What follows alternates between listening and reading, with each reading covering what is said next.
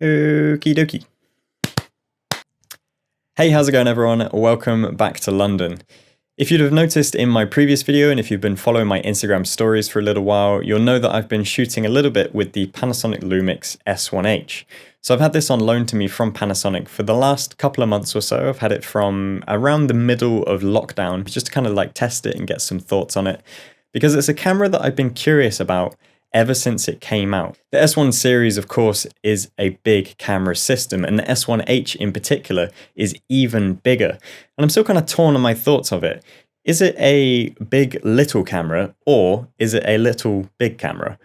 It's packed with so much stuff. There is so many extra features to this that push it above and beyond what other mirrorless cameras can do, and really bring it in line and towards the filmmaking industry. And remember, when I say the filmmaking industry, I mean above and beyond what YouTube is, an actual industry that works in cinema and does so much more than just YouTube videos. So as a camera, it's held a lot of my curiosity into what does that side of the industry see about this camera? What are the features of this camera that are tailored to a different audience, a more professional audience? So a very quick overview of my thoughts on it. This isn't necessarily a review on the S1H, but the camera itself is like a Panasonic GH5 on steroids. It is a beastly upgrade to the GH5. Everything we love about the GH5, from the reliability, the picture quality, the inputs, the extra features for filmmakers, all of the extra assists that you get, all of the menus, the direction of things,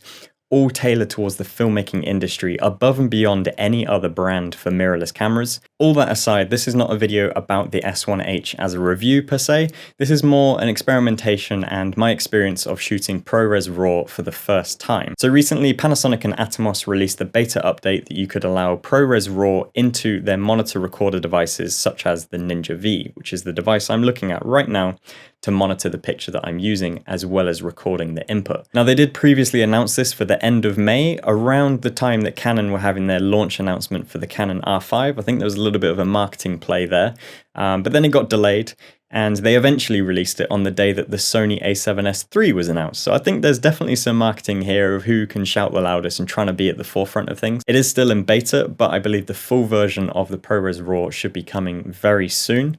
But from my experience of using it, it's worked pretty much flawlessly to how I would expect it to. But anyway, this is a video on my experiences of shooting with it in London and some example clips of what I captured and what you can do with the files once you've captured them.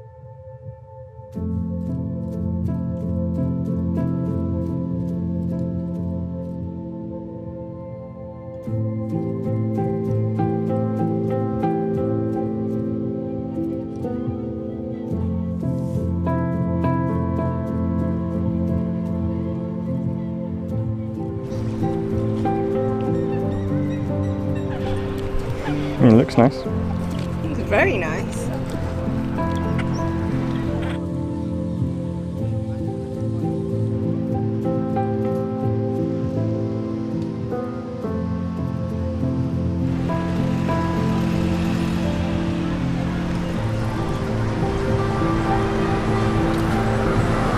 I'm smiling under here. So is Big Ben.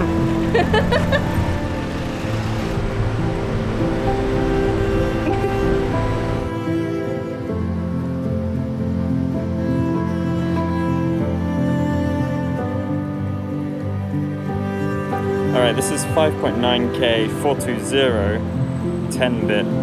Okay, this is ProRes RAW. And the monitor set to HLG. That picture just looks so nice. Yeah, the colour just looks great. So cinematic, like.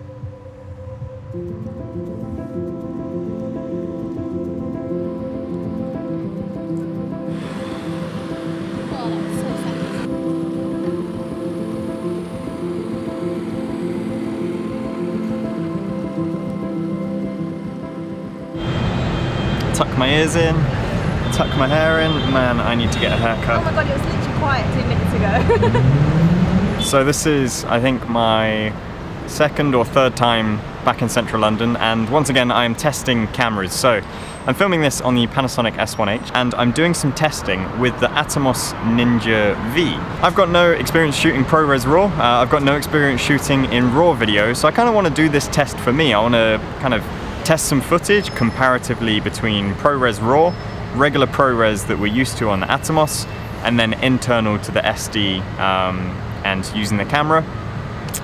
We're just getting some shots and yeah, finding some nice scenes. So far I've done some tests on this and the picture looks fantastic. Looking through the screen, I don't know whether it's because it's the size of the screen, like the pixel density makes it look sharp, it's backlit, it's nice and bright, but just using an Atomos, I mean, I think I've been shooting with an Atomos 6 years or so.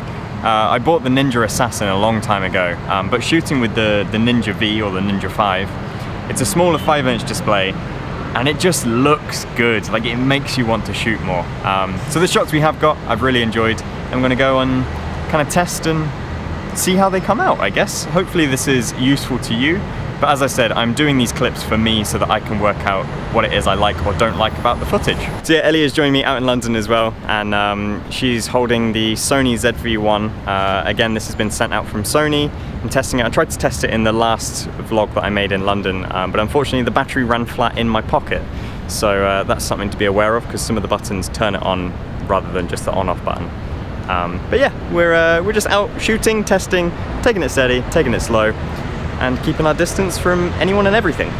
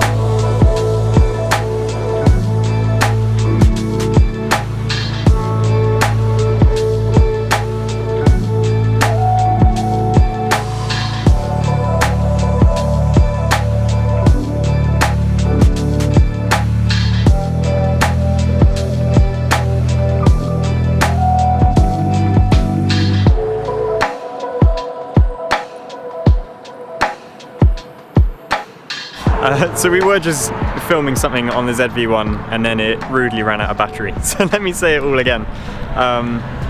So obviously we've been taking it pretty chill, just, you know, filming stuff and just getting nice scenes, but I honestly cannot get over how good it looks through the Atomos screen.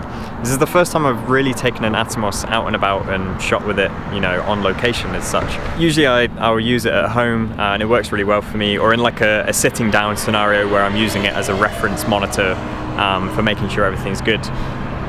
So it is a little bit cumbersome to be holding it, obviously, but I definitely enjoy the picture that comes out of it. And unfortunately, because it is mounted on top, I've had to not put a microphone on. So I haven't been able to focus on audio today, which is a shame. You know, you kind of win some, you lose some, but I look forward to seeing how the ProRes RAW looks and what we can do editing. So I'm going to be editing with Premiere Pro, but I've got a feeling you can actually do more in Final Cut Pro, so I might need to get the trial for that. But anyway, let's get a few more clips and then let's head home and see how it looks in the editing.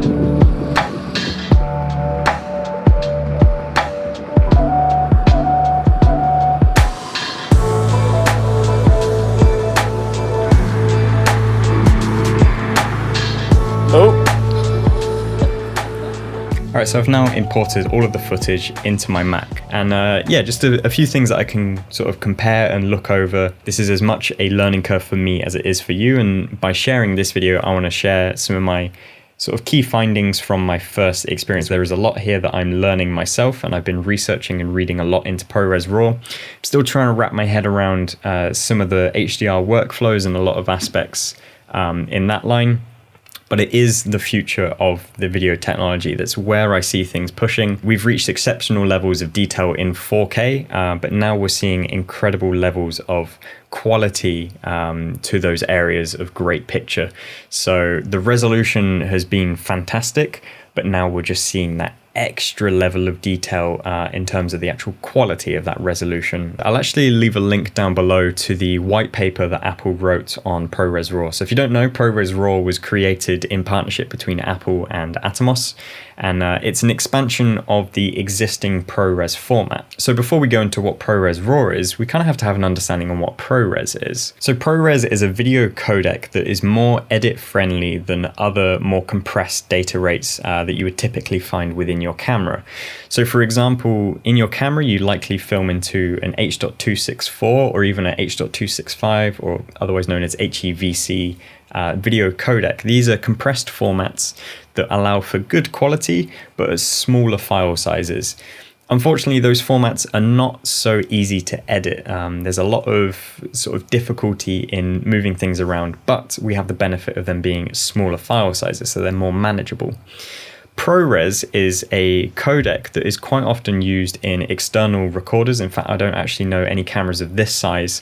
I don't think there is any cameras of this size that record ProRes internally.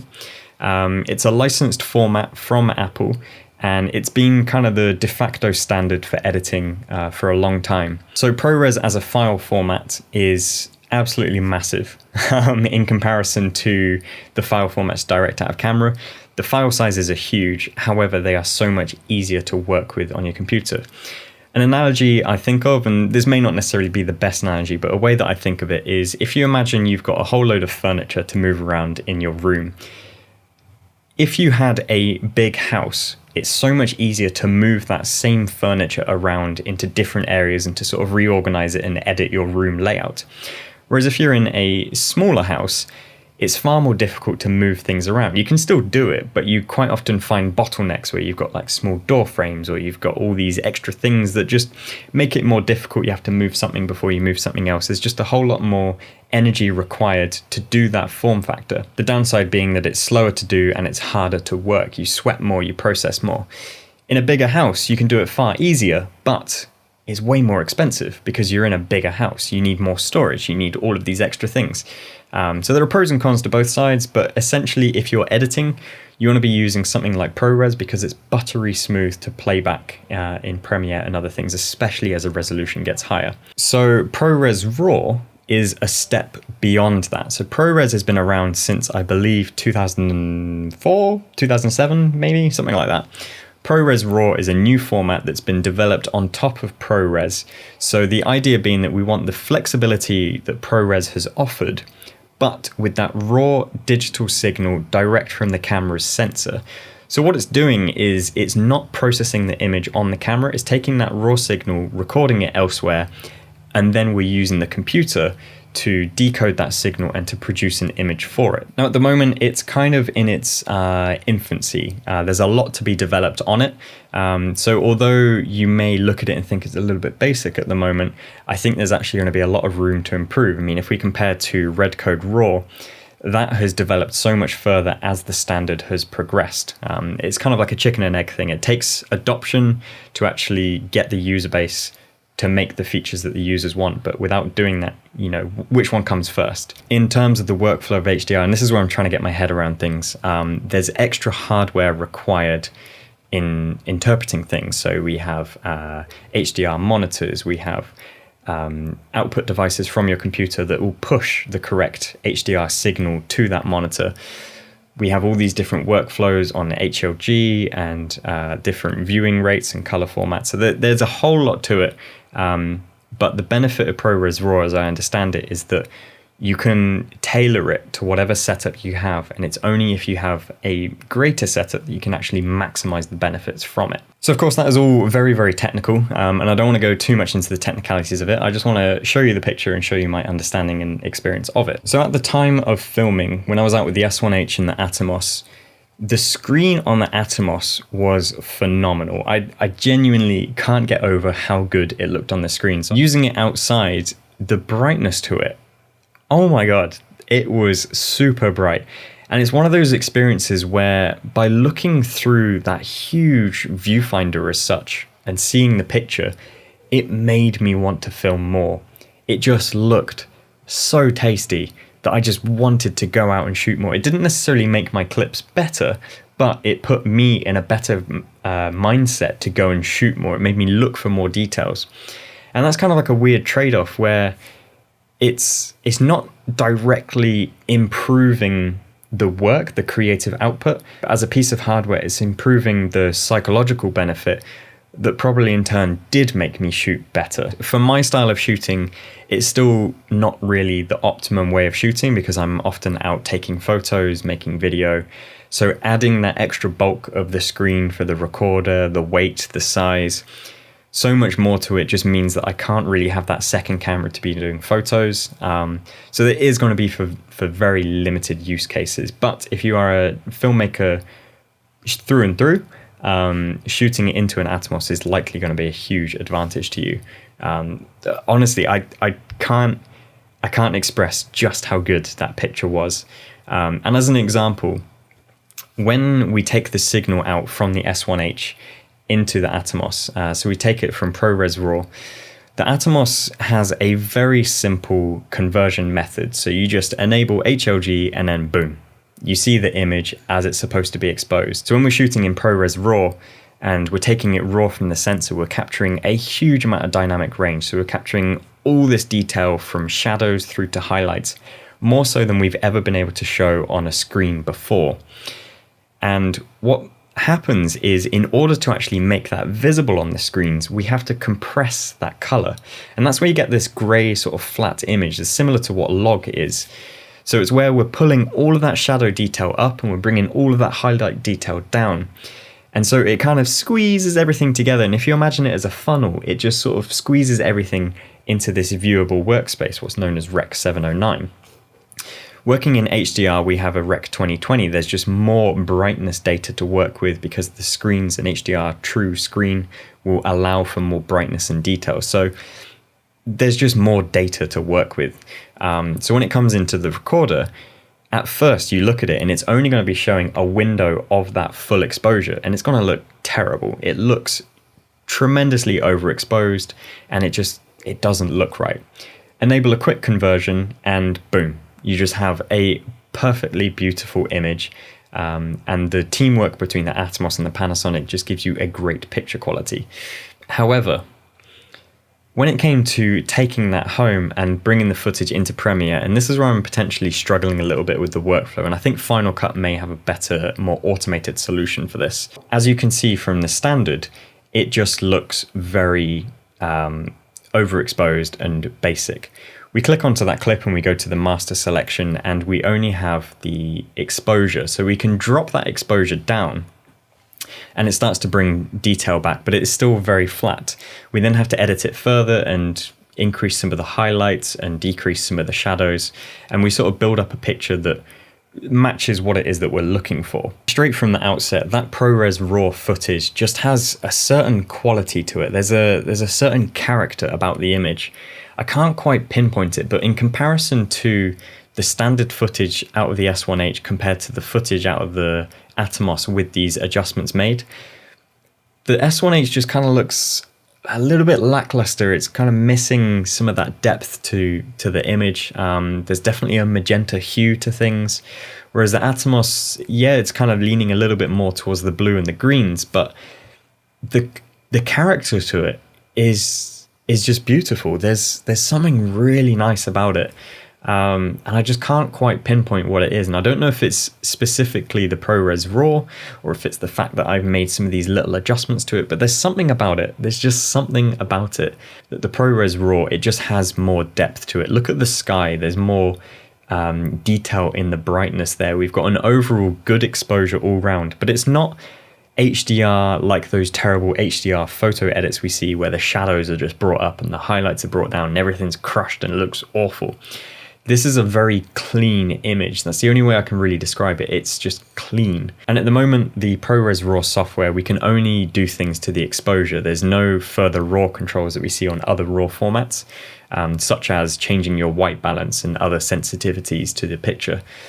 That, I believe, will develop in the future, and I hope that would be backwards compatible, because as it stands, ProRes RAW is just taking a raw signal, and from what I understand, it's all about the processing on the computer afterwards. Yeah, this is opening so many more doors to capturing scenes with just a more accurate representation of what our human eyes can see. That in itself is quite an experience to be had. I really look forward to sort of developing further, but I'm not sure this is a workflow I'm going to be doing very often for my videos, because there is a lot of work to it, and it is clip by clip. You know, this is great for huge productions, but not necessarily for the type of work that I'm doing just yet. In the future, I'd love to work on, you know, documentaries and bigger sort of projects, but I'm using this channel and I'm using this experience as a way to bridge that gap and get to those positions in life. And this is quite a step forward. It's still quite complex. I'm still trying to get my head around it and on the best experiences. The hardware in particular, I think, is a tricky one, because this is an HDR monitor, but I just don't trust that I'm getting a true HDR experience from it just yet. So overall, I believe the quality that I've been able to get from the ProRes RAW is above and beyond what I'm able to get in the camera. The level of detail and the flexibility to the picture and the color grading, it just doesn't fall apart anywhere near as quick as it does on others, and that was already very good in the S1H.